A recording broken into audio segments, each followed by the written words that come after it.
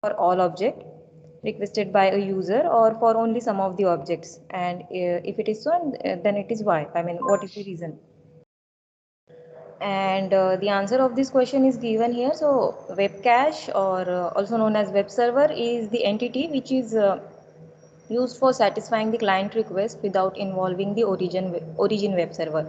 So in this way, the requests that are sent to origin web server will be less in the network, and this will definitely help to reduce the congestion. And the detailed answer is given here. I'll just go through the answer once. So, web cache, or otherwise called proxy server, is the network entity used for satisfying the client request without involving origin web server. Hence, we can reduce the delay in receiving a requested object across the internet because it does not involve the origin server again and again. Web caching reduces the response time for client request. If there is a high speed connection between the client and the cache, and if the cache has the requested object, then the cache will be able to deliver the object rapidly to the client. Web caching reduces the traffic on institution's access link to the internet. By reducing traffic, the institution does not have to upgrade bandwidth as quickly, thereby reducing the cost. And web cache reduces web traffic in the internet as a whole, and thereby improving the performance for all the applications. And uh, after this, to summarize this question, there are four steps. In the four steps, we can summarize. You can summarize the answer. So first, the browser establishes a TCP connection to web cache, and it sends HTTP request for the object.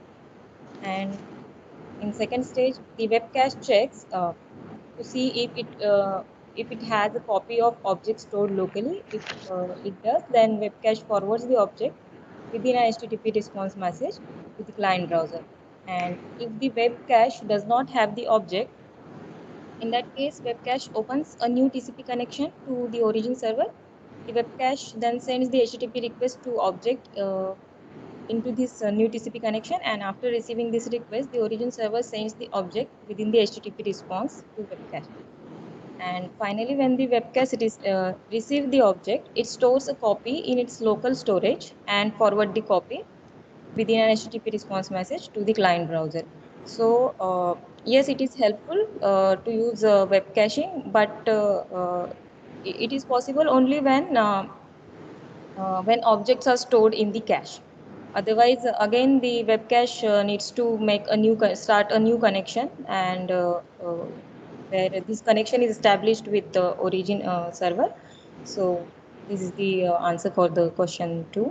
And next question is, state the differences between circuit switching and packet switching. So this question is for 5 marks, and we have listed some of the differences. Apart from these differences, there can be more, and you are supposed to write any 5 differences. So I'll just go through some of the differences quickly. So first difference is circuit switching. In circuit switching, there are 3 phases: connection establishment, data transfer, and connection release. Whereas in packet switching, directly data transfer is directly take place. There is no concept of connection establishment and all. In circuit switching, each data unit know the entire path address which is provided by the source, whereas in packet switching, each data unit just know the final destination address. The intermediate path is decided by the routers. In circuit switching, data is processed at source system only, and in packet switching, data is processed at all the intermediate nodes, including the source system. And delay between data units in circuit switching is uniform, whereas in packet switching, it cannot be determined. It based on the uh, traffic, or it based on the packets available in the network, and how many time every router takes place. Based on that, final delay is decided in packet switching. So these are some of the differences. You can see rest of them, and we will now move to next question. So question 4. In question 4, the question 4 is explain slow start in TCP. what steps are taken by the TCP sender when congestion is detected in the network while it is in slow start state. So TCP slow start is a part of the congestion control algorithm put in place by TCP to help the control the amount of data flowing through the network. So it is a very simple thing that is done by TCP. So initially the CWND, that is congestion window, is assigned to some initial value, and as it is sent successfully and as acknowledgement received, the size of this congestion window is incremented exponentially. So as we can see here, initially CWND is equal to is 1, and after first round trip time it is window size is double, that is it is now 2. After second RTT, the window size becomes 4, and so on. Now, uh, there. Okay, so how it actually starts? There are 4 steps. So, a sender begins the transmission to a receiver by slowly probing the network with packet that contains the initial congestion window, that is CWND. And when client receives this packet and replies with its maximum, then client replies with its maximum buffer size, and this reply is taken as receiver's advertised window, RWND, or also known as RWND. And if the sender receives acknowledgement from the client, then the as I said, the window size is doubled. Step 3 is repeated till sender is no longer receive acknowledgement from receiver, which means either congestion is detected or client window limit has been reached. And whenever congestion is detected, there are two things that are done. So either of them is followed by the network. First thing is the current CWND, half of the current CWND is saved as a new threshold, and the slow start again begins with the initial CWND. And once the CWND reaches to new threshold, now TCP changed to the congestion avoidance algorithm, where each new acknowledgement increase the CWND, that is congestion window size, by MSS or CWND. And this result is linear increase for CWND. So congestion window is here. In first case, congestion window incremented linearly after detecting the congestion. In second case, the new threshold is again set as half of the current window size, and uh, the slow start is skipped, and directly after setting that threshold, directly it start to send the packets, and if it receives the RTT, I mean if it receives the acknowledgement, at that time the window size will be doubled. I mean the same thing which is done in uh, I mean the step 3 is repeated, that is window size is exponentially increased, but the threshold is reduced. I mean in both of the cases, size new threshold is taken as half of the value of the current window size when error has detected or congestion has detected. So this is all about question number 4. Yeah, so next is question number 5. In this question, we are given two links. One is having a bandwidth of 10 Mbps and a latency of 10 ms, and the second link has a bandwidth of 1 Mbps and a latency of 5 ms. So we have to consider that we are transferring a we are downloading a file, and which link is better. We have to tell this. So it actually depends on the size of the file. Like if we have a small file, let's say which is smaller than 1 MB, so the latter is better. What we can see is that when we are downloading files, we need a higher bandwidth, as the size of the size of the message that is transferring is quite large. So higher bandwidth means that we can transfer more data simultaneously. So in this case, the first option is better for file downloads. And on the contrary, if we have small messages which are frequent in nature, like say streaming, or we are buffering a video, so in that case we require low latency, and so the second link is better in that case. Now coming to question number 6. So in this question, we were given the scenario, and we had to tell which protocols are being used at various points in the diagram. So in the first part, we are given what we are asked protocol is being used in the at point number 2. So since we are transferring from a mail client to a mail server, so at that point we are using SMTP protocol.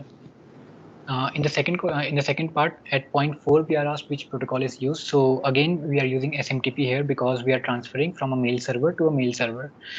In part C, we are asked for point number 6, which at that point we can use HTTP or IMAP or POP3 since we are retrieving some mails from the mail server. In part D, we are asked that SMTP uses TCP or UDP. Now, since we require reliability for mail transfer, so we use TCP in SMTP. So next we are asked, is that SMTP a push or a pull protocol? So the answer is that it is a push protocol since we are sending some data to the server. And so same case for HTTP. So HTTP is a pull protocol since we are fetching some data from the server. Sir? Yeah. When it is said that HTTP protocol, we need to take both 1 and 3 as HTTP. No, sir? Yeah.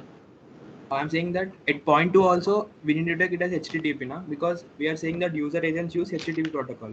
So while sending and while receiving, both use HTTPS protocol.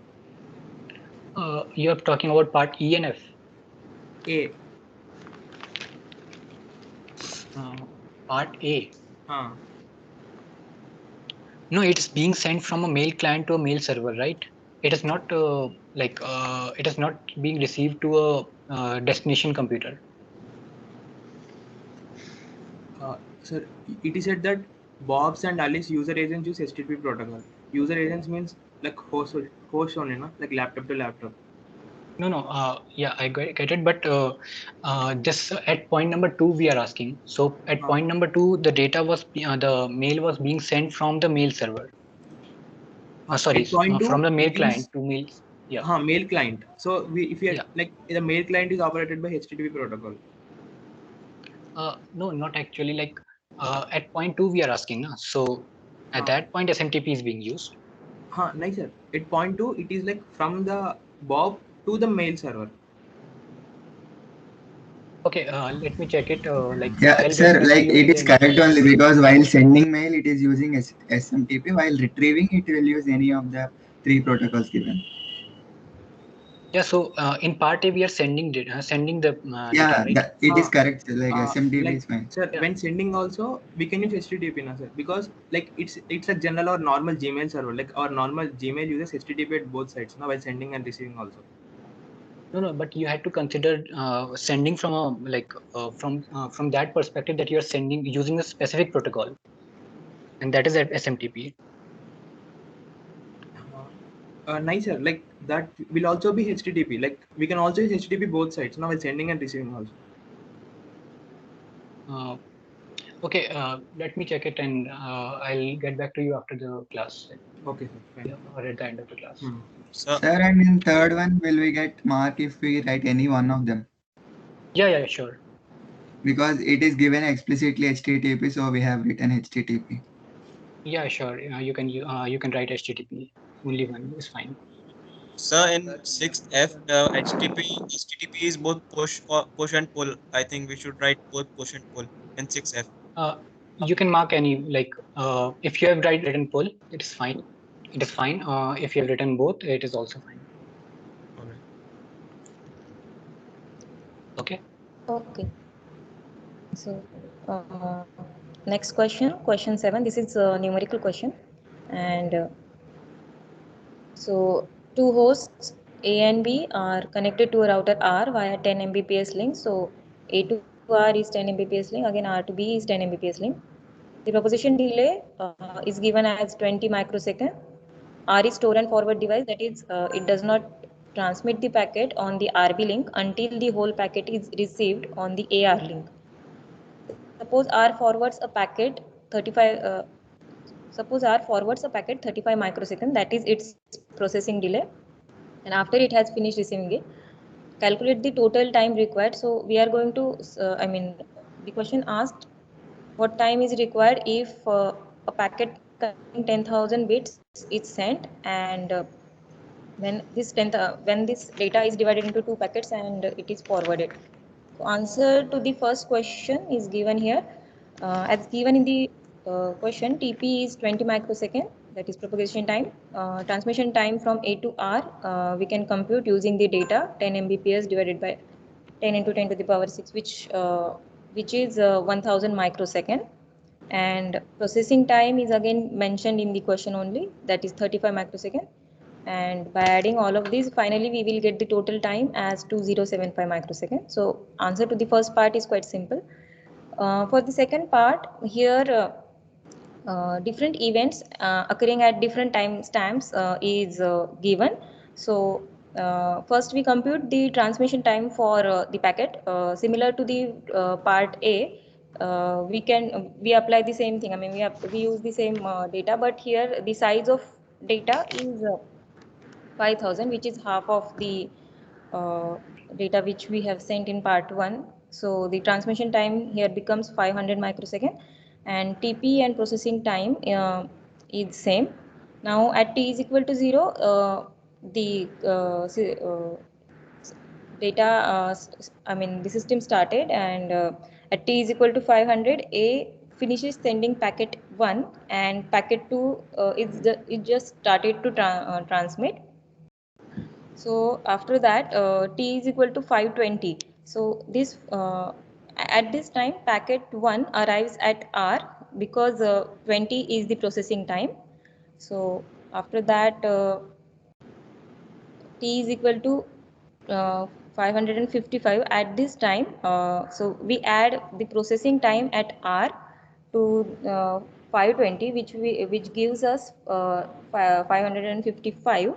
And at this time, packet B departs for B. I mean, so at this time, uh, the middle router R, it started to send the packet for B. And now we add, at t is equal to 0, we have sender has started. T is equal to 500, first packet has been sent. And at t is equal to 1000, second pattern also transmit, sending of second packet is also done at t is equal to 1000, which is again obtained by adding transmission time. Now to this, we add processing time to finally get 1075. So at this timestamp, bit 1, first bit of packet 2 arrives at node B.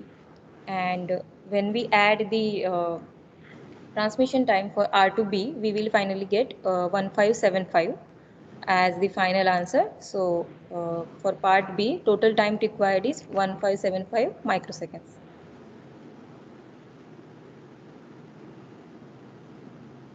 Okay, so now part 8. So in part 8, you were given the diagram. Yeah, hello. Shubham Sankar, do you have a question? Yeah, hello, sir. Sir, 1 megabit is 2 to the power 20 bits. Like, I think that could make a difference in the answer. So, like, you have used 10 power 6, which would be 2 power 20. Can you repeat?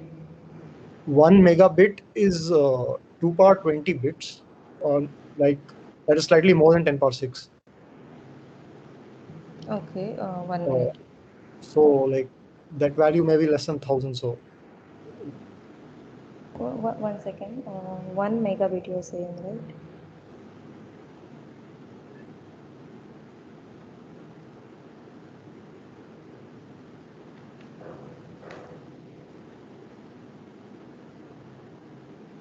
One MB where it is given? No, I'm not getting what you're trying to ask. ma'am, in the transmission, when you have calculated TT transmission time, You are referring to first line, router yeah, R via yeah, 10 yeah, Mbps link. yeah. Okay, so whenever this 10 Mbps link, whenever it is given in terms of network, you are supposed to take it in terms of 10 to the power. I see. Whenever it is given related to packet or something, you are supposed to take it as 2 to the power. Okay. So this is given for link. In that case, 10 Mbps means 10 to the power 6, 10 into 10 to the power 6. Okay, ma'am. Is it clear?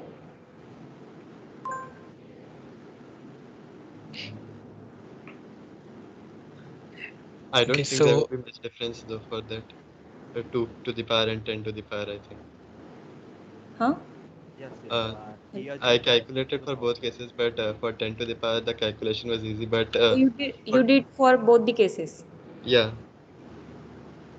Okay. but there was not much difference. Yeah.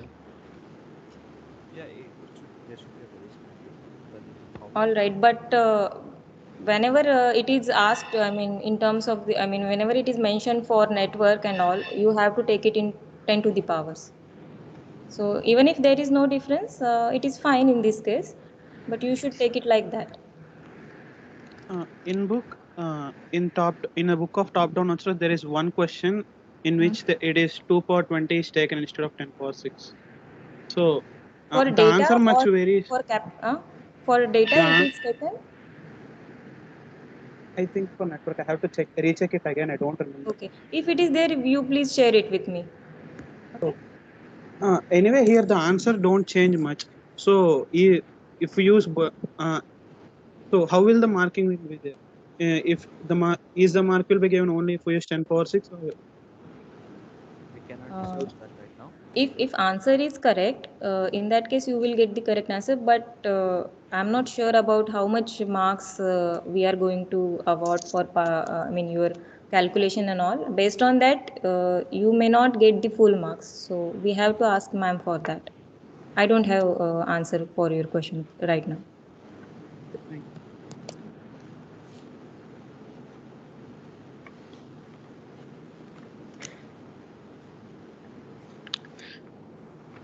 okay, so if there are no more questions, we'll proceed.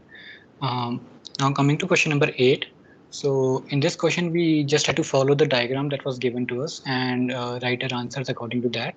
So for part A, we were asked that between steps 1 and 2, which what is being where the server will check first. So the answer is DNS route. We just had to follow the diagram here. Nothing else had to be done. In the B part, we were asked between steps 2 and 3, and similarly from the diagram, we are getting DNS TLD here. And for the C part, similarly, the responses was given here. The key term was the response was being forwarded instead of request. So the answer here is DNS TLD. And for part D, so we were asked what is the type of the DNS record that is being returned. So the type of DNS record that is being returned is of is record type A, that is the address mapping record, and this indicates the IP address that is being returned. Hello. sir, in Yeah. part A, can you repeat again? Yeah, part A. Part In A. part A. Yeah. Yeah. So in part A, we were asked between steps 1 and 2. And where between steps 1 and 2, where was the local where will the local DNS server check first? So according to the hierarchy that was given in the diagram, we will first check in the DNS route. In between 1 and 2, right? The step 2 indicates that the route, the DNS server will try in DNS route, right? Step in 2. DNS route. Yeah, in Between step 2, steps 1 and 2. it is asked in exactly step 2 only. The local tries to contact DNS route, right? In the question, it is said between steps 1 and 2. So in between steps 1 and 2, it must check in DNS local, right? As Yeah, step the local two, DNS first checks the checks cache in of the DNS route. DNS local is the first step that is being done. After that, we are going to DNS route, no? That is Yes, sir. fine, but In the step 2, local we go to DNS DNS server. route. If sorry, we refer what? to the Sir, can you diagram, share question paper? Yeah, just a Actually, what happens that local DNS server first checks the cache of the local DNS server, right? Then it checks the route. If it does not has inside the cache, then it will go to the root server and ask for the query. So I think the answer should be local DNS and then the root DNS, because it's asked whether the local DNS server checks first. So it checks first for the local DNS itself and then for the root DNS. Okay. Sir, but we can't be sure that every server has cache. So generally we have to, like, by seeing directly the diagram, it is shown. Yeah, Like, actually, local the question DNS was is based on the cache. diagram itself, no? So Yeah. in the diagram or in the question, we are not mentioning about any cache or anything like that. So local DNS is there Local because DNS it is has a mentioned cache. in question That A, is right? the meaning. I DNS mean, local is mentioned in question A. In part A, you can clearly see that DNS local is an option there. Okay, so what we will do, like I'll confirm this with other TAs and ma'am. So and then we will decide on this. Okay. Yeah. Okay. Question number 9 now. So in ninth question, A and B are communicating over a TCP connection, and host B has already received from A all bytes up to byte 126. Suppose host A then sends two segments to host B back to back. The first and the second segment contain 80 and 40 bytes of data respectively. In the first segment, the sequence number is 127, the source port number is 302, and the destination port number is 80. Host B sends an acknowledgement whenever it receives a segment from host A. Now the first part of this question. In the second segment sent from host A to B, what are the sequence number, source port number, and destination port number? So the information given in the question, based on that, the last sequence number of first packet we can obtain by adding the sequence number of first segment plus size of data in the first segment minus 1. So the sequence number for the first segment is 127 because already 126 byte data has already sent. And this we add with the size of the first segment, that is 80, and minus 1, which is equals to 206. So the sequence number for second packet will be plus 1 to this value, that is 207. So the answer for sequence number is 207, and the source port in this case will be 302, whereas the destination port is 80. Now the second part of this question. If the first segment arrives before the second segment, in the acknowledgement of the first arriving segment, what is the acknowledgement number, the source port number, and the destination port number? So acknowledgement will be sent for the next sequence number of the received packet. So there the sequence number of the received packet is 206, and we add plus 1 to get the acknowledgement number. So it is again 207. And in this case, as the second size is sending data back to the first size, so we put source port as 80 and destination port as 302. Now the third part. If the second segment arrives before the first segment, in the acknowledgement of the first arriving segment, what is the acknowledgement number? Acknowledgement will be sent for the missing sequence number, and it indicates to sender that receiver yet not received the data with the sequence number 127. So here the acknowledgement number that will be given is 127. And finally, suppose the two segments sent by A arrive in order at B. The first acknowledgement arrives after the first timeout interval. Draw the timing diagram showing this segment and all the other segment and acknowledgement sent. Assume that there is no additional packet loss. For each segment in your figure, provide the sequence number and the number of bytes of data. For each acknowledgement that you add, provide the acknowledgement number as well. So as you can see here, first line that is drawn from sender to receiver, there this is for packet 1. So the sequence number is 127, and number of bytes, since the size of packet is 80, number of bytes will be 80. And after that, the second line drawn from sender to receiver, it's showing the details of second packet. So as said in the question, there will be loss, the acknowledgement sent from the receiver, for the first packet will get lost. So the first green line, which is drawn from receiver to sender side, it is showing lost, and this and after that it is followed by the second acknowledgement sent by the receiver for the second packet.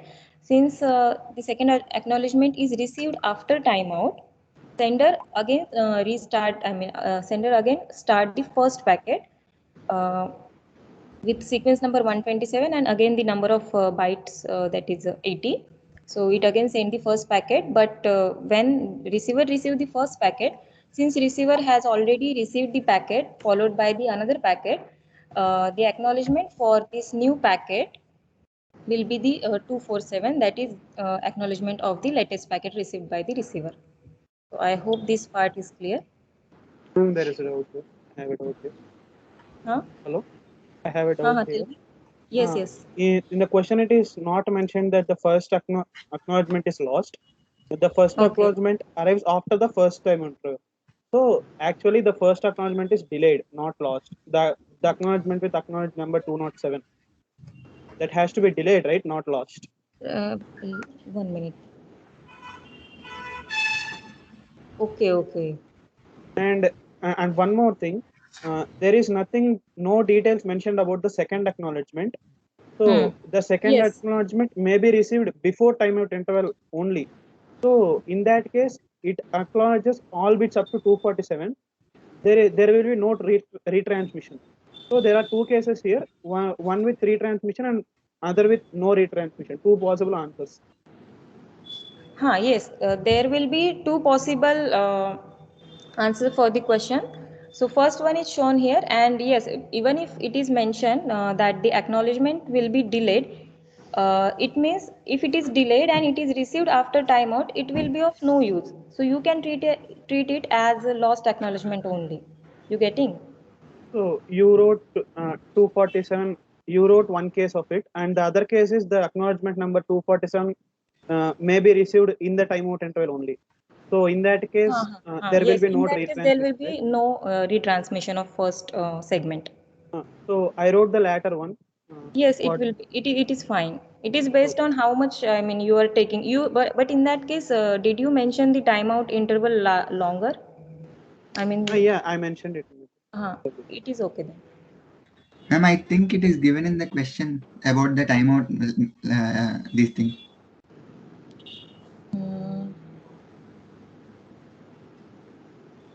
The first acknowledgement arrive after the first timeout interval. No, I guess. Can you read the line? Ma'am, can you share the question paper once? We don't have it. So here part D you can see, right, before the diagram. That is only given in question. Now it is written that the first acknowledgement arrives after the first timeout interval. Yes, but the second acknowledgement details are not written. It may be, it can be arrived before timeout or after timeout.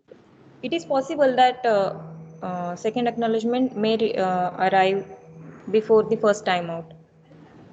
Yes, it is possible.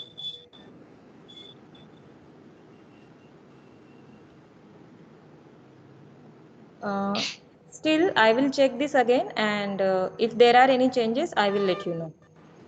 Okay. And in the figure also, we don't write it as that lost like that. Like it may be reached after the time. 207 and 2%, like that, but after the time.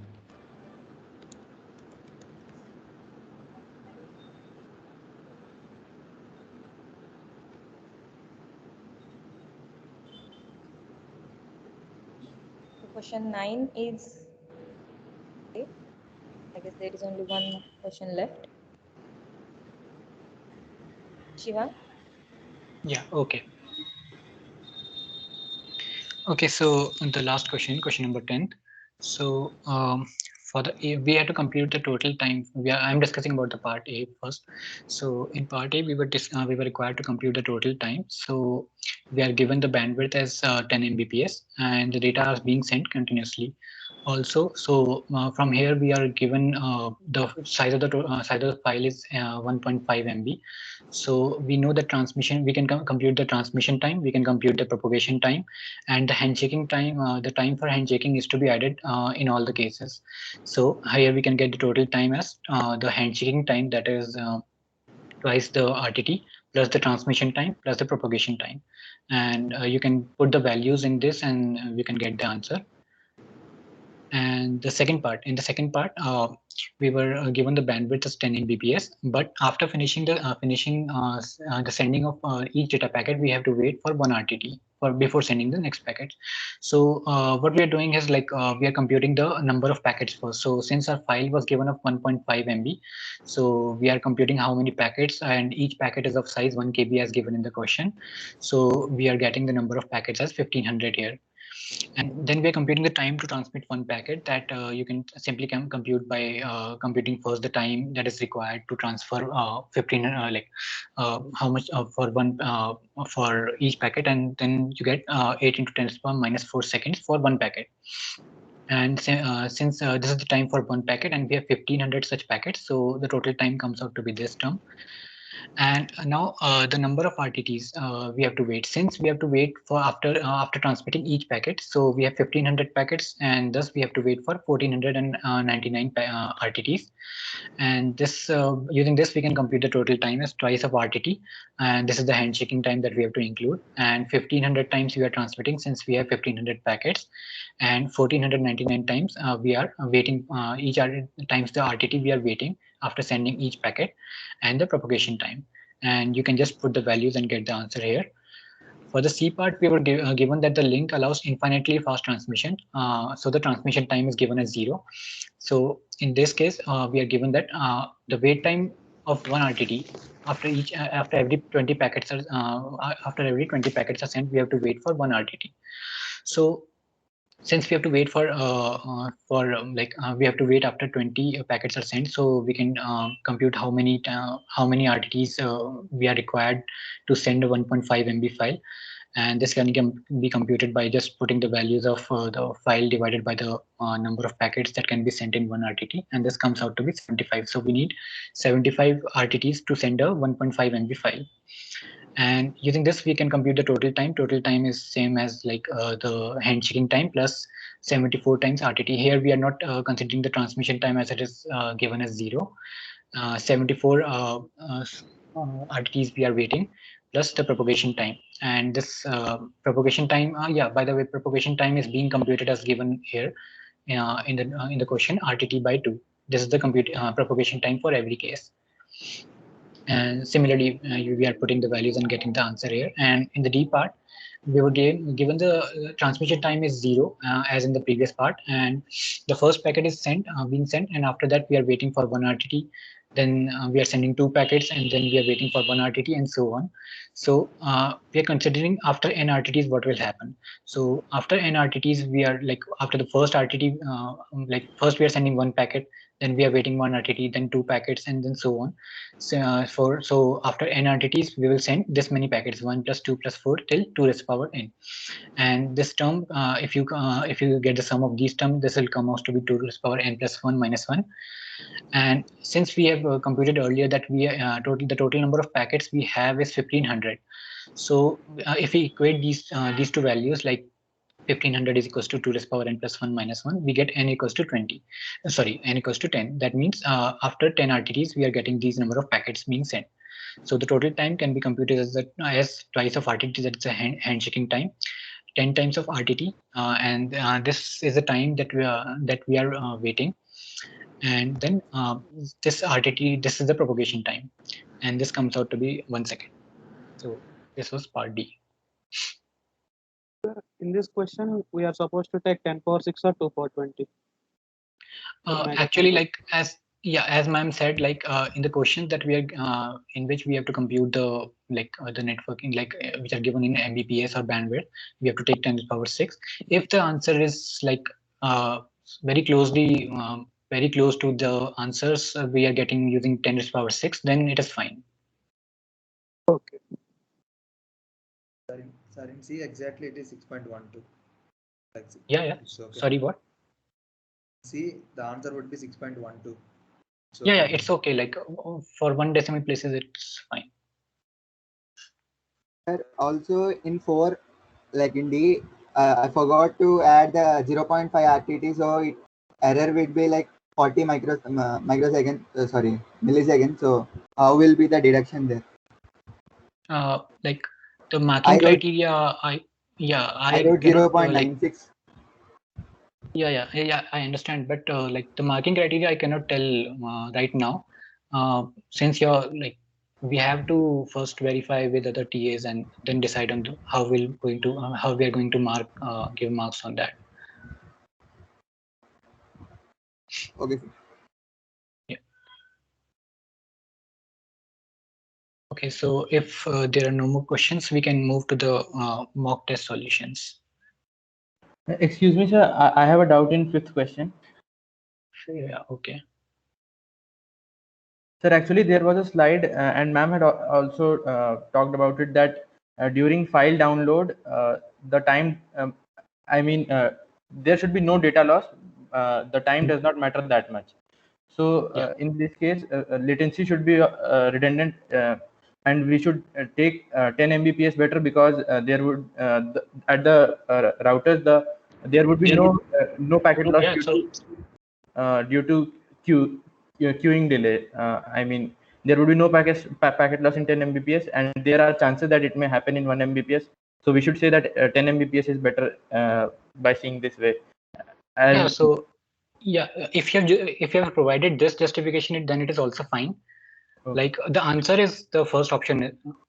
So we have to use 10 Mbps for file downloads. Sure. The answer is fine. The justification you are telling is also fine. Sir, how is that 1 MB less than 5 MB, file size less than 1 MB is good? If we do the exact calculation, we'll get something like 1 by 180 MB. I did that. So it is for the general case of downloading or like comparison between bandwidth, latency. So it is the general format. What we do generally. Yeah.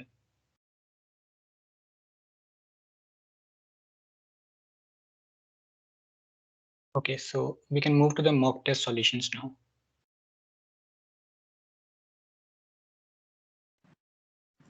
Am I audible? Hello. Yes, you are audible. Yes. Okay. Yeah, so the mock test for the solutions of mock test, this is the question paper. So the first question asks, mention with explanation the concept that is used to achieve reliable delivery of data in TCP. So basically you have to explain why TCP is reliable. So you have to mention things like TCP enforces mechanisms such as positive acknowledgement with retransmission, and you have to explain like how the field in TCP we have fields such as sequence number, acknowledgement number, checksum. So all these things, how they are making our transmission in TCP reliable, and how it is making it robust in case of packet loss or packet delay, acknowledgement loss. In all those cases, how it is tackling. So those things you have to mention in this. So it was a theory question for 2 marks. Then the second question was, is it possible for an application to enjoy reliable data transfer when the application runs over UDP? Explain your answer. So UDP itself is unreliable, but here it is explicitly asking whether it is possible for an application. It is not asking for a transport layer. So the answer would be yes, because we can ensure the reliability at upper levels from application layer itself. And if we are able to enforce the concept of reliable data transfer protocol, such as like how to handle loss in packet, how to handle delay in acknowledgement, then we can use UDP. We can ensure reliability for that application, even if the application is running on UDP. So this would be the explanation for this one. Then the third question asked you to explain why protocols such as RDT 2.0 are called stop and wait protocols. Why? And you then had to show like how pipeline protocols help in improving the utilization of channel. So first of all, you have to mention like why RDT 2.0 is stop and wait protocol. So here you have to mention the fact that in RDT 2.0, the sender will not sender will not send next packet until it hears for an acknowledgement that the current packet is successfully delivered. So it will keep sending the packet again and again, and due to this nature, it is referred as stop and wait protocol. Then what you can do is you can show the efficiency in case of RDT 2.0, like what will be the efficiency in case of stop and wait? So 1/1 plus 2a, or if you can give explanation for that, and then why in pipeline protocol, so pipeline where we can send more than one packet at a time. Before we need not wait for the acknowledgement of the current packet, we can have multiple unacknowledged packet at a time in the window. So this will increase the efficiency, and in turn the efficiency will increase the utilization of channel or link utilization. So you can explain in that way. Then the fourth question asks, like in protocol RDT 3.0, the acknowledgement packets flowing from the receiver to the sender do not have sequence number. On here they mention that although they do have an acknowledgement field that contains the sequence number of the packet they are acknowledging. So then you have to justify whether acknowledgement should have their sequence numbers, and you have to justify this answer.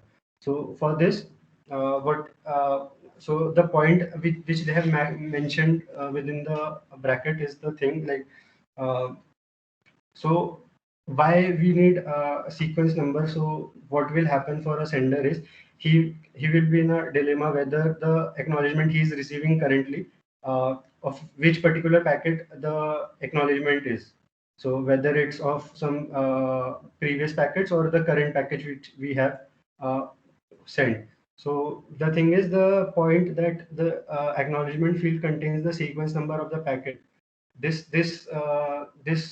answers the dilemma that the sender has. So for example, if so RDT 3.0 is an alternate protocol, so the sequence number can be 0 or 1 only. So let's say if the sender is sending packet 0 and it is receiving its acknowledgement acknowledgement after a delay, and meanwhile the timer at sender's timeout, and the sender sends again the packet 0, and it receives packet acknowledgement of 0 which was delayed earlier. Then it will move to the next packet. Packet 1 sender will send, and it is waiting for acknowledgement 1, and now it receives the second acknowledgement which the receiver has sent for the packet 0. So then the sender can simply discard because it knows he is waiting for acknowledgement of 1, and so he can just simply ignore this thing, and so the answer would be no, we don't require additional sequence number. This point will suffice. So the fifth, sixth, and seventh, Sanket will explain. Yeah, am I audible?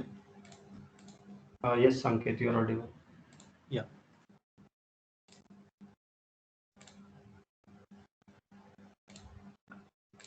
So is the PDF visible to everyone? Hello. Hello. Yes, sir, visible.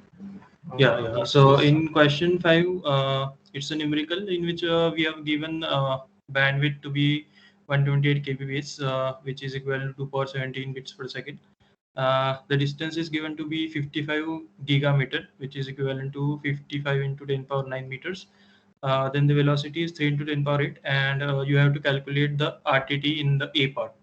So we know RTT is equivalent to twice the propagation time, and propagation time is equal to distance by velocity. So the RTT's value will be equal to 2 into TP, which will be equal to 2 into distance by velocity. And if you substitute the above values, then you should get it to be equal to 366.66 seconds. In the second part, you have to answer if you have a file of size of 5 MB, then you have to tell how much time will it take to send this file from the mission control to the Earth. So the file size is given to be 5 MB, which is equivalent to 5 into 10 power 2 power 20 bits. We know the transmission time is equal to the packet size divided by the bandwidth, which is equivalent to 40 seconds in this case. And the propagation time is equal to distance by velocity as calculated above, which is equal to 183.33 seconds. So the total time required to send this file from mission control to Earth will be equal to the summation of transmission time and propagation time, which is equal to 40 plus 183.33, which is 223.33 seconds. Okay.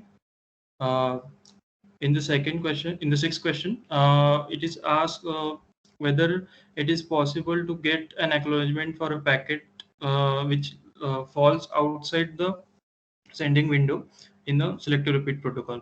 So answer for this question is yes, it is possible to receive an acknowledgement for a packet which falls outside the current window. And here is example through which we can explain. Suppose the window sender window size is 4. Then in selective repeat protocol, we will need a sequence number which is at least twice the size of sender window size, which is at least 8. So let the sequence numbers be 0, 1, 2, 3, 4, 5, 6, 7, and the sender window size be 4. So consider these timestamps, and these timestamps are in increasing order. So at time t0, suppose sender sends the packet with sequence number 0, 1, 2, 3. Then at time t1, suppose the receiver receives all these packets and sends acknowledgement for all these packets 0, 1, 2, 3. But due to the network congestion, the acknowledgement 0 and acknowledgement, that is the acknowledgement for packet 1 and packet 0, get delayed, and the acknowledgement for remaining packets is arrived on time. So what happens at the sender side is that it receives the acknowledgement for packet 2 and 3 on time, but for packet 0 and 1, as the acknowledgement is delayed, there is the timeout occurs at sender side, and because of this, the sender retransmits the packet 0 and 1. So receiver again receives these two packets and sends acknowledgement for them, and this time the acknowledgement is received on time, which means like for the first time when 0 and 1 was sent, the acknowledgement delayed, and when the second time packet 0 and 1 was sent, the acknowledgement received on time. So at t3, what happens uh, at T4, what happens at the sender side is that the sender has received all the acknowledgement for all the packets. So the sender advances the window by the window size and sends the next package 4, 5, 6, 7. But at this time, the previous acknowledgement for packet 0 and package 1 is received by the sender, which was delayed before for packet 0 and packet 1. So this shows that the current window 4, 5, 6, 7, and the acknowledgement received for packet 0 and packet 1, which shows that the acknowledgement is received for a packet which does not fall in the current window. Okay. Same example can be used for question 7. Consider a protocol GP2 which has a sender window size equal to 2, and the sequence number should be at least 1 greater than the window size. So consider the sequence number to be 0, 1, 2, 3. And suppose at time t0, sender sends the packet 0 and 1, and receiver receives the packet at time t1, receives both the packets and sends acknowledgement for both the packets. But because of network congestion, the acknowledgement 0 gets delayed and acknowledgement 1 gets transferred at time. So what happens at sender side is that the sender receives acknowledgement for packet 1, but not for the packet 0. It will get delayed due to network congestion. So after receiving acknowledgement for packet 1, what the sender can confirm that both packet 0 and packet 1 was delivered to the receiver. Why sender can confirm that? Because in go back and protocol, the receiver receives on packets only in the in an order, like in the sorted order. So if sender receives an acknowledgement for packet 1, then sender can be sure that receiver has already received packet 0 and also packet 1, and that is the reason why receiver is sending the acknowledgement packet 1. So after this, the sender can then advance the window to send the next packet, packet 2 and 3. But suppose at this time the previous delayed acknowledgement for packet 0 is received, then the current window contains 2 and 3, and the acknowledgement is received for packet 0. So this shows that the acknowledgement received can fall outside the current window. This is the explanation for question 6 and 7. Any doubts in this?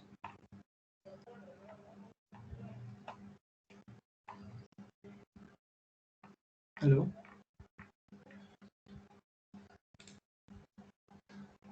Hello? There seems to be no.